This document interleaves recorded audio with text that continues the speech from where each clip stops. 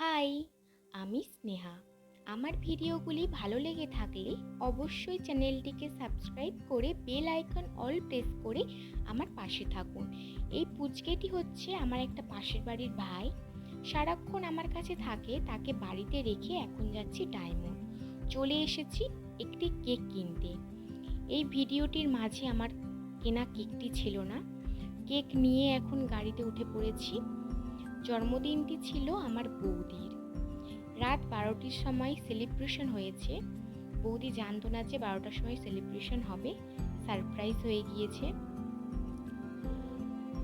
12টার সেলিব্রেশনে আমরা 3জন ছিলাম, যার কারণে সন্ধ্যে 7টার সময় আরেকটি সেলিব্রেশন হয়েছিল।